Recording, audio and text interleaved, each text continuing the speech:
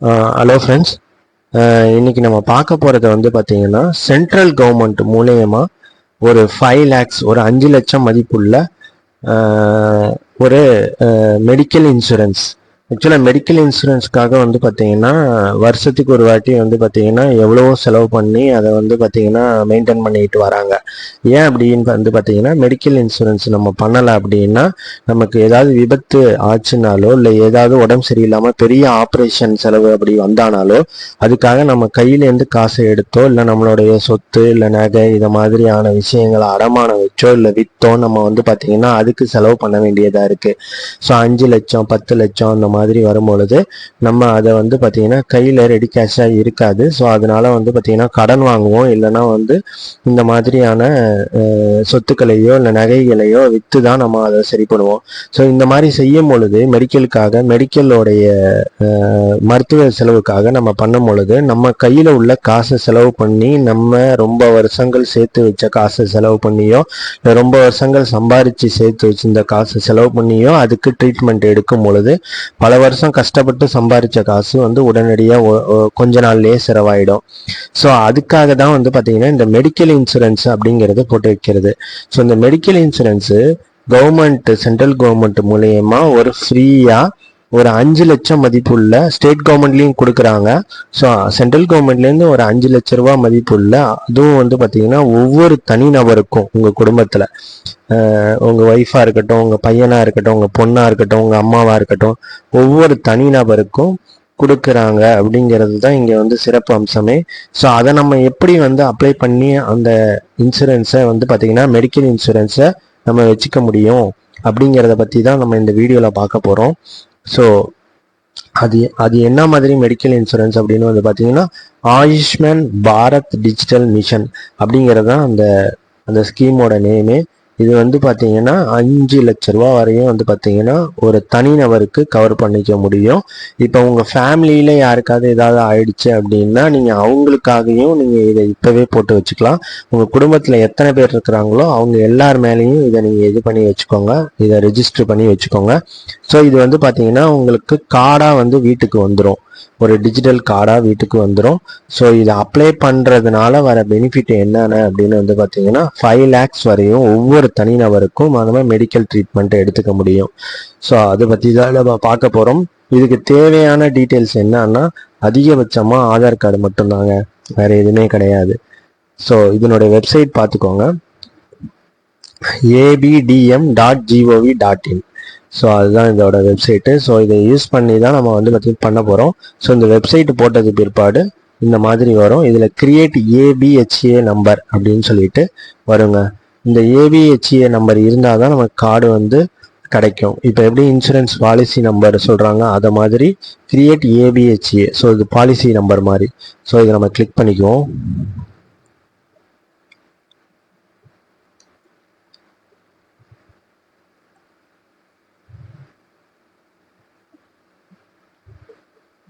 So உங்களுக்கு வந்து பார்த்தீங்கன்னா ஆல்ரெடி நான் கிளிக் பண்ணி வந்த பேஜை நான் வச்சுருக்கேன். இப்போ நீங்கள் இதை பண்ணுறதுக்கு முன்னாடி கையில் ஆதார் கார்டு எடுத்து வச்சுக்கோங்க. ஸோ ஆதார் கார்டு என்ட்ரி பண்ணீங்க அப்படின்னா உங்களுக்கு ஓடிபி வரும். ஸோ ஓடிபியை வச்சு தான் நீங்கள் வந்து பார்த்தீங்கன்னா இதை பண்ணுற மாதிரி இருக்கும். ஸோ உங்கள் வீட்டில் எத்தனை பேர் இருக்கிறாங்களோ அவங்களுக்கு எல்லாத்துக்கும் தனித்தனியாக பண்ணி வச்சுக்கோங்க. ஸோ இதை மொபைல்லையும் ஈஸியாக பண்ண முடியும். மொபைலில் எப்படி பண்ணுறதுங்கிறதையும் நான் அடுத்த வீடியோவில் நான் உங்களுக்கு சொல்கிறேன். இப்போ இதில் வந்து பார்த்தீங்கன்னா அந்த ஏபிஹெச்ஏ ரெஜிஸ்டர் அப்படின்னு நீங்கள் கொடுத்தீங்க அப்படின்னா இந்த மாதிரி உங்களுக்கு வந்துடும். So create ABHA number using Aadhaar card அப்படிங்கிற ஆப்ஷன் வந்துடுது. ஸோ இதில் வந்து பார்த்தீங்கன்னா ஆதார் கார்டோட நம்பர் போட்டுக்கோங்க.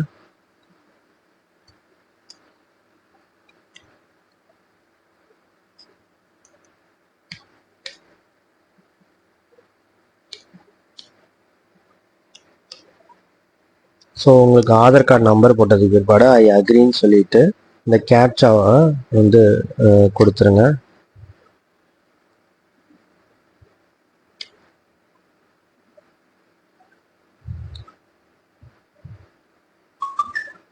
ஸோ உங்களுக்கு ஒரு ஓடிபி வரும். அந்த ஓடிபியை வந்து பார்த்தீங்கன்னா என்ட்ரு பண்ணிக்கோங்க.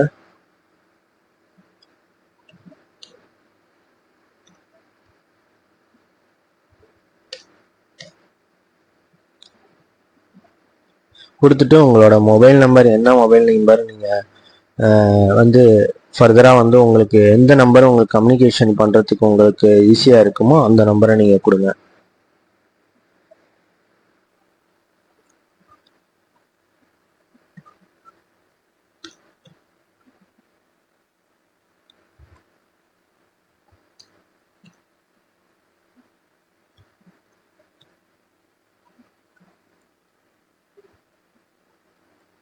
ஸோ அடுத்த ஸ்டெப் வந்து பார்த்தீங்கன்னா கம்யூனிகேஷன் டீட்டெயில்ஸு.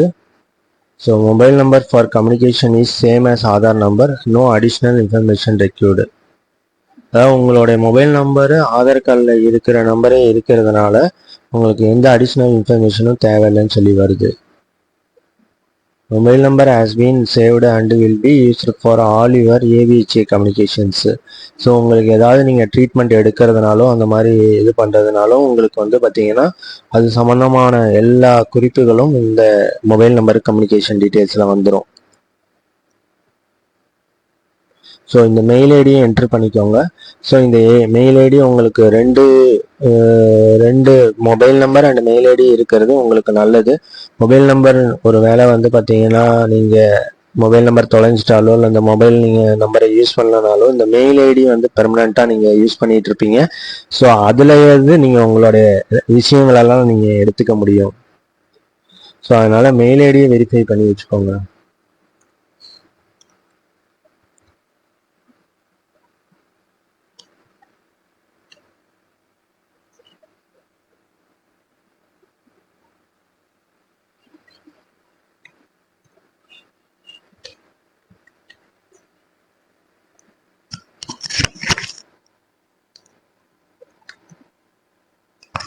ஸோ இதுக்கும் ஒரு ஓடிபி வரும். நீங்கள் இந்த மெயில் ஐடி இணைக்கணும் அப்படின்னா ஸோ அந்த ஓடிபியும் நீங்கள் என்ட்ரு பண்ணிக்கிட்டீங்கன்னா பெட்ரு.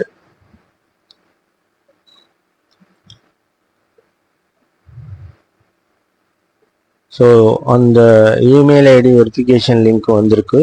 ஸோ அந்த இமெயில் ஐடி வெரிஃபிகேஷன் நீங்கள் பண்ணிட்டீங்கன்னா உங்களுக்கு அந்த இமெயில் ஐடி வந்து பார்த்தீங்கன்னா உங்களுக்கு லிங்க் ஆகிடும் இந்த கார்டோட.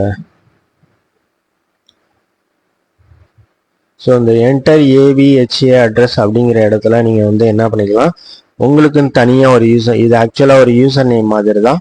ஸோ நீங்கள் சொந்தமாக ஒரு யூசர் நேம் நீங்களாவே கொடுத்துக்கலாம். அது நீங்கள் வந்து பார்த்தீங்கன்னா ஒரு 18 மினிமம் வந்து 8 கேரக்டர்லையும் ஸ்பெஷல் கேரக்டர்ஸ் ஏதாவது யூஸ் பண்ணிட்டும் நீங்கள் கொடுத்துக்கலாம்.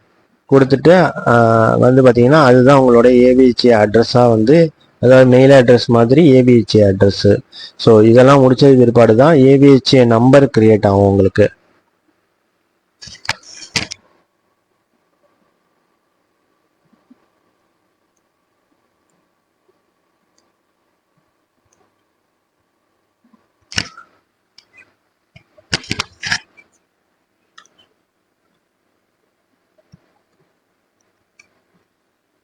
ஓகே, இந்த மாதிரி நீங்களாவே ஏதாவது ஒன்று கொடுத்துக்கோங்க. நம்பர் கேரக்டர்ஸ் கலந்து வரணும். கொடுத்துட்டு நீங்கள் கிரியேட் ஏவிஹெச்ஏன்னு கொடுத்தீங்கன்னா உங்களுக்கு வந்து கார்டு ரெடி ஆகிடும். ஸோ உங்களுடைய ஆதார் கார்டில் உள்ள டீட்டெயில்ஸ் எல்லாமே வந்துடும். அதில் உள்ள ஃபோட்டோ எல்லாமே வந்துடும். ஸோ அதில் இணைச்சிருக்கிற மொபைல் நம்பர் எல்லாமே வந்துடும். ஸோ இதில் வந்து பார்த்தீங்கன்னா ஏவிஹெச்ஏ நம்பர் அப்படின்னு சொல்லிட்டு வந்திருக்கும், ஏவிஹெச்ஏ அட்ரஸ் அப்படின்னு சொல்லிட்டு வந்திருக்கும். ஸோ உங்களுக்கு வந்து பார்த்தீங்கன்னா இதுக்கு உண்டான மெசேஜும் உங்களுடைய செல்லில் வந்துடும். ஸோ இந்த மாதிரி கார்டு வந்துருச்சுனாலே உங்களுக்கு வந்து பார்த்தீங்கன்னா உங்களுக்கு கார்டு ரெடி ஆயிடுச்சுன்னு அர்த்தம். ஸோ இதை வந்து பார்த்தீங்கன்னா நீங்கள் print PVC card, PVC machine card print பண்ணுற மாதிரி வச்சுருந்தீங்கன்னா பிவிசி கார்டை நீங்கள் பிரிண்ட் பண்ணிக்கலாம். இல்லை அப்படின்னா டவுன்லோட் பண்ணி கார்டை நீங்கள் வந்து உங்களோட சிஸ்டத்தில் சேவ் பண்ணி வச்சுக்கலாம்.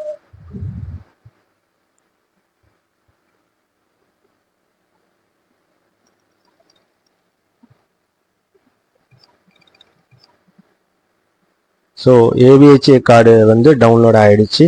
ஸோ டவுன்லோட் ஆன கார்டை நீங்கள் வந்து பார்த்தீங்கன்னா பிரிண்ட் அவுட் எடுத்தும் வச்சுக்கலாம். வீட்டுக்கும் உங்களுக்கு வந்து தனிப்பட்ட முறையில் கார்டு வரும். ஸோ உங்களுக்கு இதில் ஏதாவது தப்பு பண்ணியிருக்கிறீங்க அப்படின்னா இந்த எடிட் ப்ரொஃபைலில் போயிட்டு நீங்கள் உங்களுடைய இமெயில் அட்ரஸை வெரிஃபை பண்ணிக்கலாம். உங்களுடைய மெயில் ஐடி இல்லைன்னா அது மாதிரி இல்லை உங்களுடைய பர்சனல் டீட்டெயில்ஸ் ஏதாவது தப்பாக இருந்ததுன்னா நீங்கள் வெரிஃபை பண்ணிக்க முடியும்.